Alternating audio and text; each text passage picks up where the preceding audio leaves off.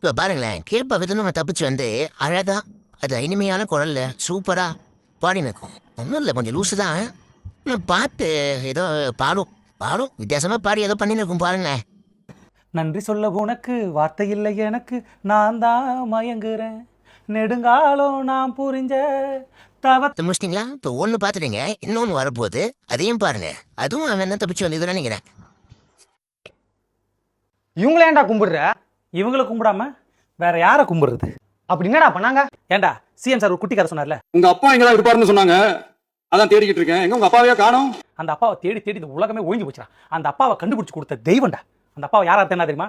நீட்டில் இறந்து போன குழந்தைங்க, விவசாயிகள் போராட்டம் பண்ணாங்களே அவங்க, அந்த 3 வயசு குழந்தை, அந்த ஃபேமிலி, இப்படி பல பேர் தேடி கிடைக்காதவரை கண்டுபிடிச்சு கொடுத்த தெய்வம்டா. அவர் எங்க தான் இருந்தாரு? எல்லாருக்கும் தேனை, எல்லாருக்கும் விவசாயி குழந்தைங்க எல்லாருக்குமே அவன் அப்பா கிடைச்சிட்டாரு. அதை வந்து அதுக்கு என்ன நீதியை கூட வாங்கி கொடுத்துட்டாரு.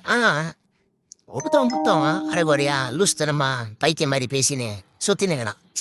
அவனை என்னதான் சொன்னாலும் தீர்த்தவே முடியாது போல. 22ஆம் தேதி நைட்டு கேக் கட்டிங்ல இருந்துருக்கிறாரு. அப்பா அப்பா நீ எங்க? அடையப்பா வாயுள்ள 4 கூசு 5 ஈ போதுடா. டே வாய் அம்மா மட்டும் போலதாகடா. பார்க்க எங்களுக்கு ஒரு மாதிரியா இருக்குது. அப்பா அப்பா அண்ணா நாங்கள் ஐயோ எம்பான்னு ஓட வேண்டியதான் போடுது. எப்பா ரொம்ப போலதாதப்பா வாயை போனது செத்துட்டானே அவனா மாலையை மாட்டிட்டு போயிட போறாங்க. அதனால கொஞ்சம் வாயை கொஞ்சம் கம்மியா போலப்பா.